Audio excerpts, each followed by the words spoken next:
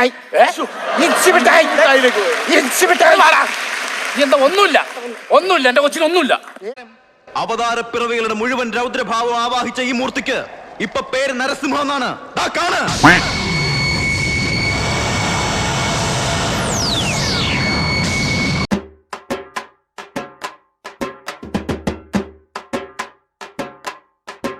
നമ്മൾ തൈര് മുളക് തൊണ്ടാട്ടം നമ്മൾ തൈര് മുളക് തൊണ്ടാട്ടം തൈര് മുളക് തൊണ്ടാട്ടം